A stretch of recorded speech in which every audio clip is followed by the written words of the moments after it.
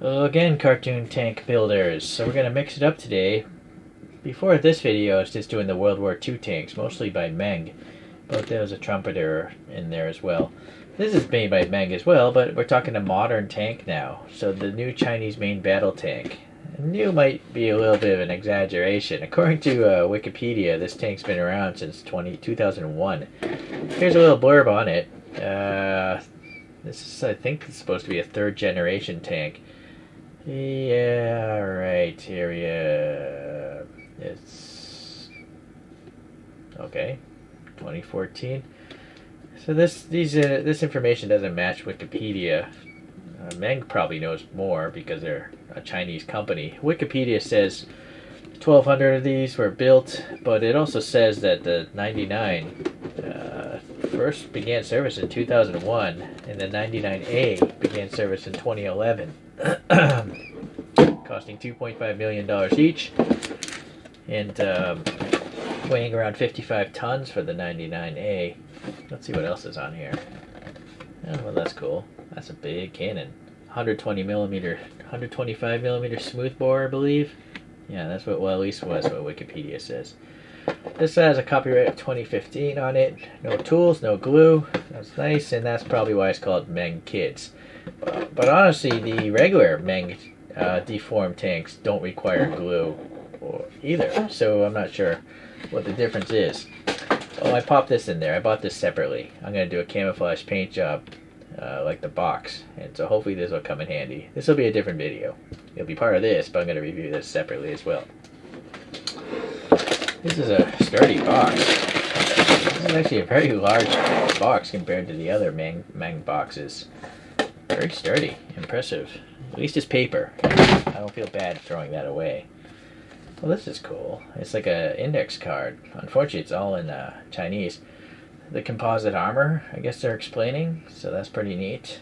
Maybe some sort of ranging device or electronic targeting system. Older Chinese tanks, a little Chinese tank history. I think they're using like Soviet tanks before. That's the T-34. Maybe that's the T-72, but I don't know. Just guessing. Some sort of loading mechanism. Wikipedia says only it's a 3-man crew, so I would assume it's an automatic loader. Different types of projectiles as most modern tanks have. All right, well that's cool and all. Unfortunately, I had to buy that, and I can't even read it. So this is mVehicle-001. We'll have to see if they come out with some other ones. Yeah, I'd really like to see Meng do a Merkava, the Israeli tank. That's a cool looking tank. Alright, very similar to the other Meng World War II stuff. Oh, you know what it is? This tank probably isn't in World War Tooned, which is a video game. So maybe that's why it's a different, like, thing. It's not in World War Tooned. But, oh, this doesn't have rubber tracks. The tracks, I think, might be plastic. So if you can read arrows and numbers and letters, I think it'll be pretty easy to make. Okay. Suggested colors. Alright. Yeah, I have a hard time thinking a kid would be able to paint a digital camo. I don't even think I'm going to be able to pull this off, but we'll have to see. It does have a few, these are physical stickers. They're not decals. They're literally stickers. But, if this is meant for kids, that makes sense as well. Let's see about the quality of these things here.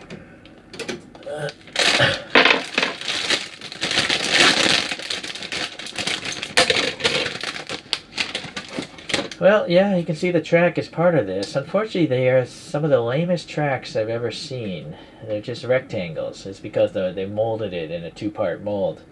Whereas the World War II has separate rubber tracks. But really, the best ones are by Trumpeter. They have realistic-looking linked tracks. So, well, we'll have to see what it looks like in the end. All in all, though, the black plastic looks pretty good, though. I don't see major weird artifacts inside the mold process.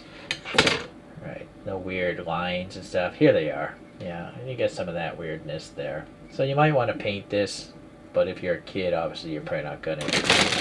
get to this, we have a nice olive, drab olive kind of color. Nope, a part or two have worked loose. Yeah, it's okay. Seems alright. If it's the same quality as the World War Toons, it should be pretty nice.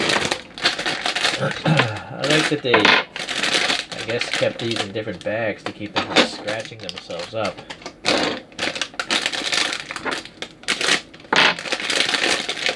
Wow, this is quite large. This is the largest of my deformed tanks. This is huge. I don't know if this is going to be proportionate to the World War Toons tanks or not. Well, because it's modern, it's huge. But I don't know if a modern tank is bigger than, say, a King Tiger tank or a Tiger 1 tank. So, as usual, I'm going to fast forward this to some music, and you can slow it down, or we'll just catch you at the end, and I'll talk about if any problems or whatever I did.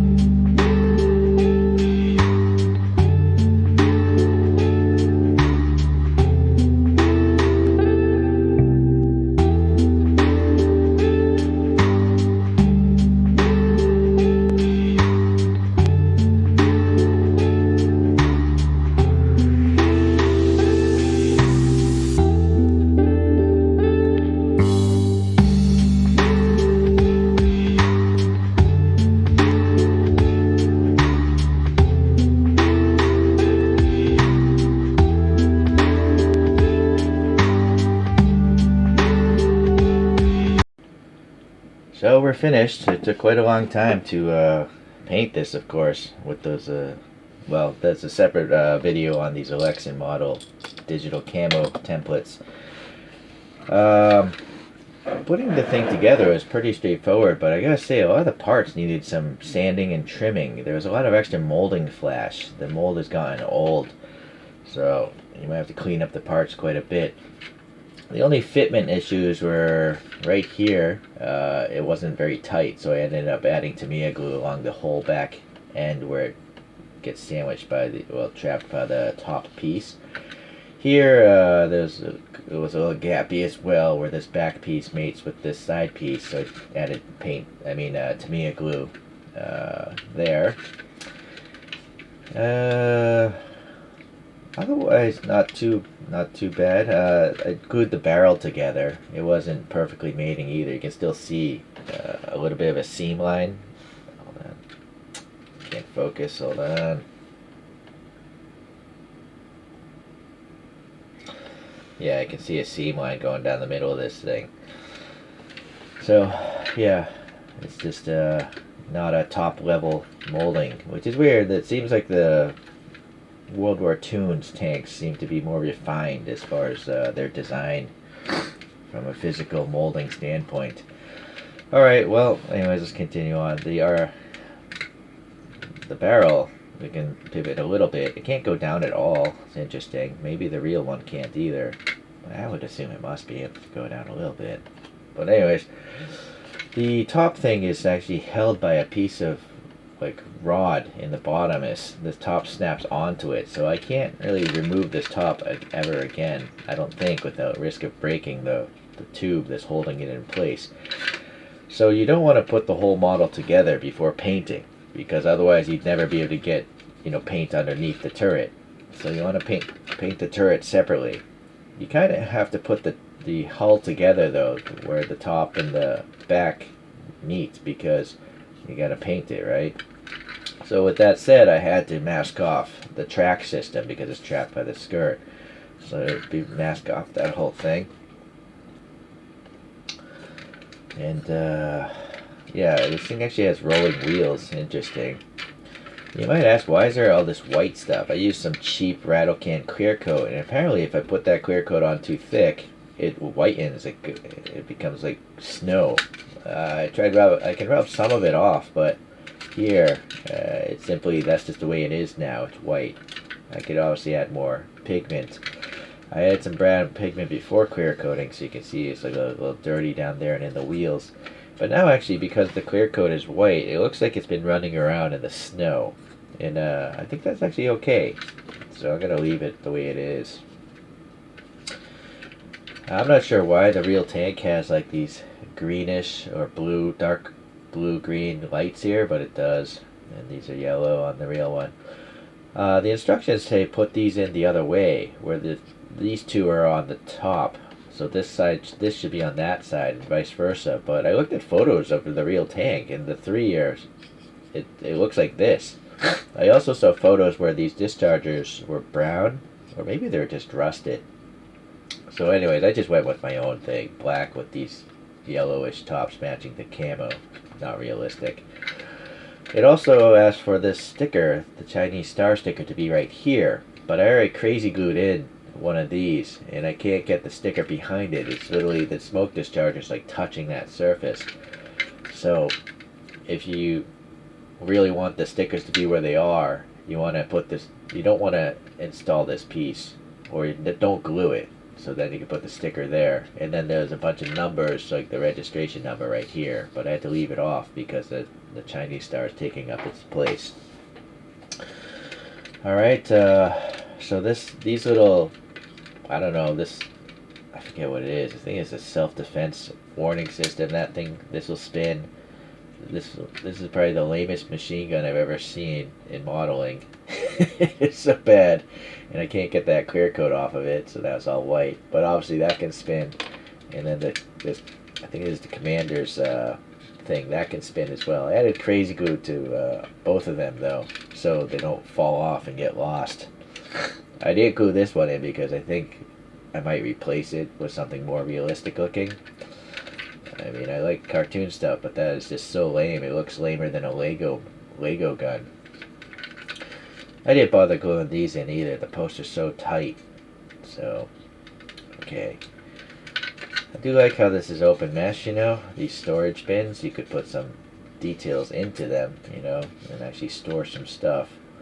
Now, this thing, as I mentioned, looked really huge. So I'm going to measure this and compare it to the Meng tank.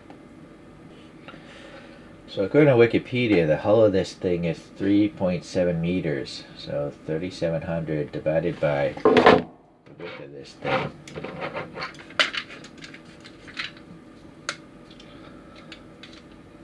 $86.4, $86.5.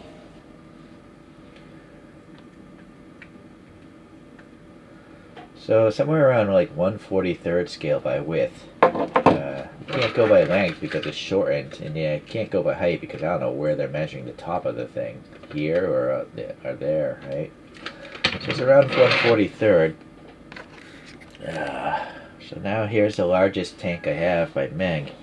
The VK-4501, the Porsche Tiger.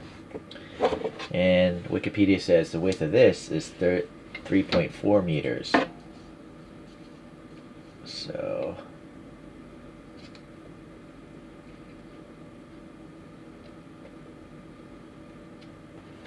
alright. So, 3,400 divided by 77.8.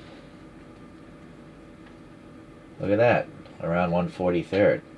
So these actually are scaled correctly, which is quite interesting. So modern battle tanks, much bigger than even some of the larger heavy tanks of World War II. That's quite interesting, and it's really cool that Meng did this. You know, it's the same company, of course. So now it makes perfect sense that you can actually build this and actually display it with your World War II's tanks, because they're pretty much the same scale, 1/43rd, as by width. That is. So yeah, look at this. That's a big difference. And then what's interesting is, you know, this has a crew of 3. I forget the amount of crew here. It's probably at least 4. You know, 1, 2, 3, 4, maybe 5, I don't know. But automation, that's probably actually why they're much bigger. There's an automatic loader in here instead of a person. But then again, well, I don't know. I don't know what the story is. If you know about tanks, please leave a comment. Alright, let's get that out of the way. Just let this thing spin on its own.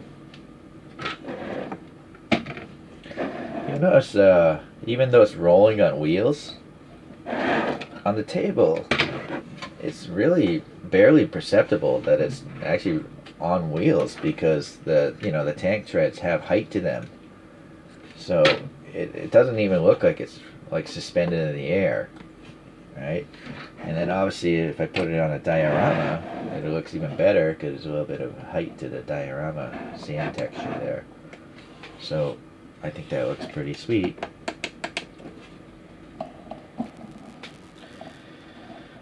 So it's interesting. It's a pretty good kit. I like it. Obviously the stickers are not ideal, but I clear coated over those stickers pretty thick, and that's why I have all this extra white frosting from my clear coat. But it's pretty easy to build. Much simpler, I think, to build than the regular World War II's. It seems like there's less parts in general. Maybe that's just a result of it being a modern tank. That might be it. But very pleasant to know that the thing is actually in scale with the other one.